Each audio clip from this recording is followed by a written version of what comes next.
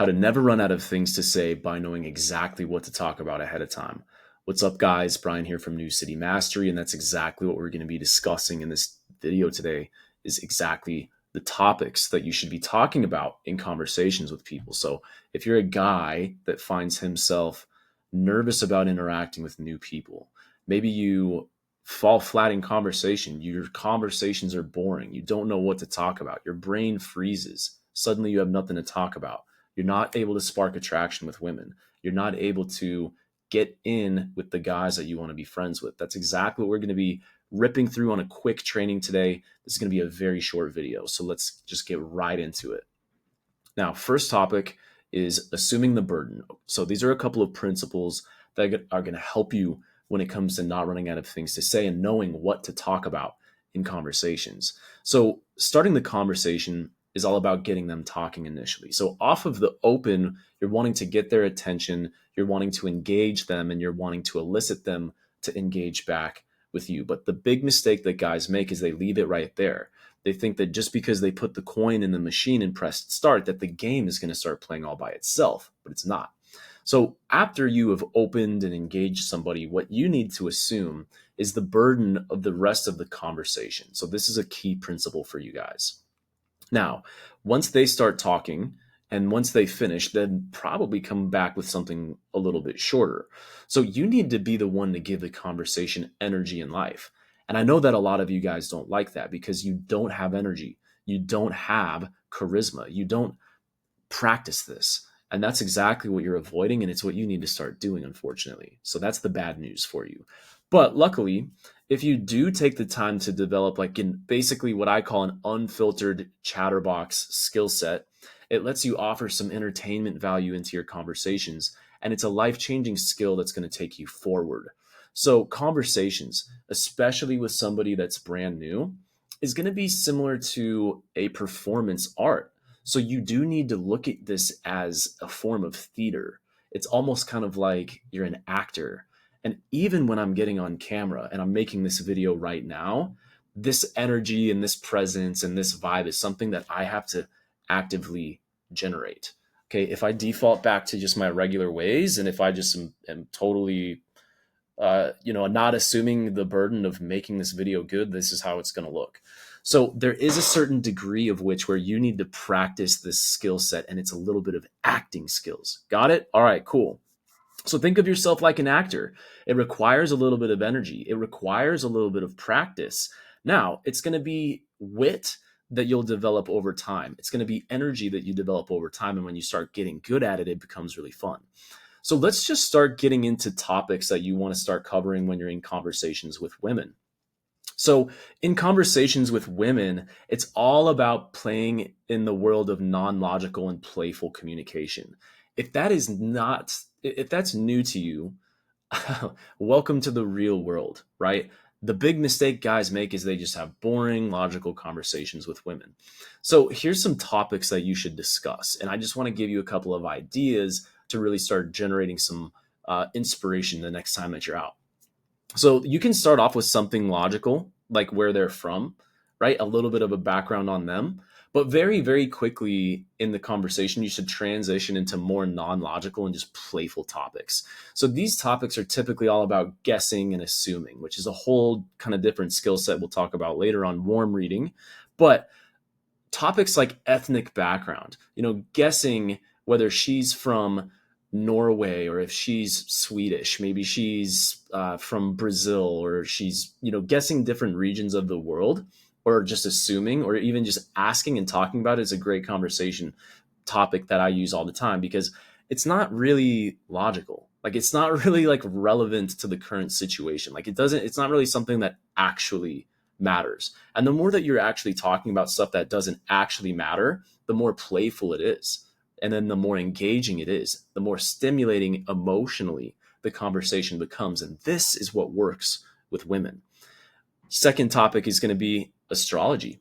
As crazy as that sounds, and as dumb as that may seem, some of you guys may want to study up on this a little bit. Maybe you want to just chat GPT it and learn a little bit about it, because if you actually had some knowledge, that could make a really engaging conversation.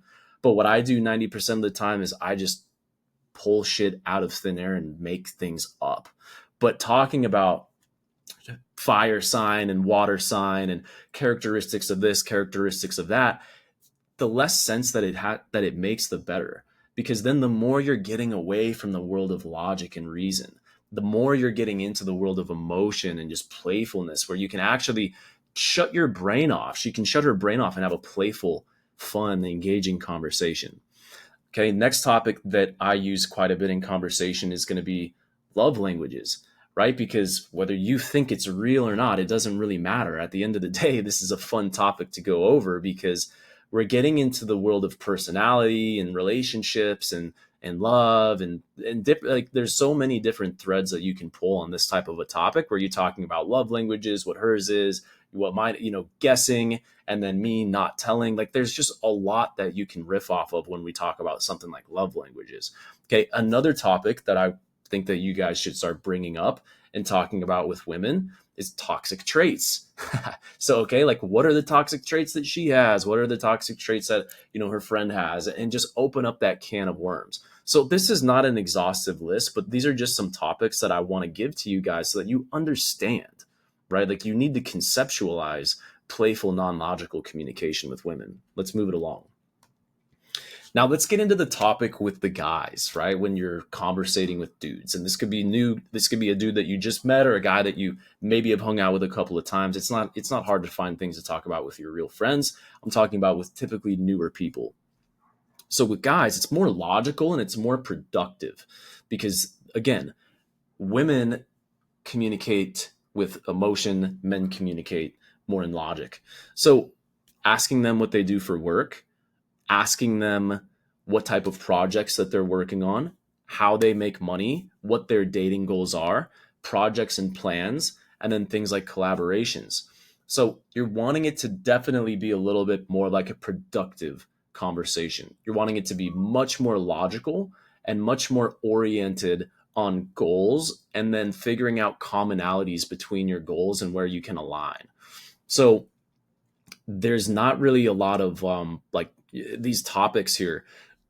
Internalize this. Like how, when it comes to guys, it's always going to be one of two segments. Like you really want to be specifically focusing on more money when it comes to conversation with guys, like how we're going to get more money, how we get money, or women dating, right? Like relationships. So it's either sex or money with guys, right? So these are the two primary driver emotions for men. That's just the way that it is. It's just the way that we're hardwired. So you're not going to talk about astrology and a bunch of non-logical goofy shit with dudes. We're going to get into some more of like the actual scripting that we can go over. I want to teach you guys real quick about something known as the conversation cycle. So a lot of you guys are using a very dead, boring conversation cycle. And I want you to think of it like a framework. A lot of you dudes are going question, answer, question, question, answer, question, and then question, answer, question. It's a dead, boring, flat conversation that's going to take you absolutely nowhere. So when you're in conversations with people, I want you to start thinking about this different type of framework. So this is not in order. You can switch it up and move it around. But instead of asking a question, getting an answer, and then asking another question, try this out. Ask a question, get an answer, give a tease. Okay? Ask a question, get an answer, then give a personal experience. Ask a question, get an answer, and then disagree. Okay? Ask a question, then get an answer, then tell a story. Ask a question, get an answer, and then create some type of scenario where it's the two of us and we're doing the thing that we just talked about, the we frame. And then question, answer, back to tease. Okay, so you need to start figuring out ways that you can switch it up, because if all you're doing is question, answer, you're going to be totally fucked. All right, so internalize this, memorize this, understand the conversation cycle. All right, so here's some example teases and just flirty lines that you can use when you're talking with women. Playful comments that I like to use when talking to girls work in a lot of different scenarios. So you can say things like, that explains everything, when she shares something silly. You can say stuff like, oh, girls these days, similar to the above. You can say to somebody else, is she always like this, right? You can ask the friend, is there an off button somewhere? You can tell the girl, is there an off button somewhere? Or you can say, do you have is there a volume button on here somewhere? So another thing you can say is, okay, that's it. Like, I'm scheduling couples therapy for us, which is a little bit of a we frame. So these are just some example teases. And this is the type of stuff that I want you to get you thinking about saying in conversations. Like, don't be afraid to start teasing and playfully living in the world of non-logical communication. If you're not doing this stuff, it's no wonder you don't make progress, right? And then example questions with men, just example conversation topics and questions is, what have you been working on recently? So when you see a guy and you walk up to him, you haven't seen him in a while, what's up, man? What have you been working on recently? Assume he's been working on something.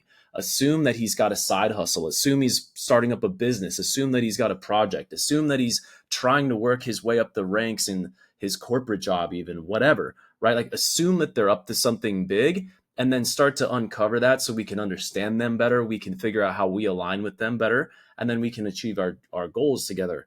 If you got someone that's not really working on something, then I don't know, man, you might want to reconsider the friendship. And then another topic is, you here to find your wife like I am, or do you already have a lady back home? So we're talking about dating goals. We're talking about finding our wives. So now we're connecting on the idea and obviously the collaboration here, where maybe we can wingman each other. Maybe we can help each other find our wives one day. So we're talking about the things that matter, right? Money and then relationships. That's it. That's all you've got to really be able to do with dudes. And then, of course, as things progress and you make better friends with them, it can get a little bit deeper. So now that you have the topics, now you know what to say. You should have a better understanding of what to do in conversations. You know what to practice. If you found this helpful, subscribe to the channel, like this video, and then, of course, make sure to watch out for the next videos that I'm going to be putting out. That is going to be all about how to get people to like you and also how to meet people and where. So that's it for this video, guys. I will see you on the next one. Peace.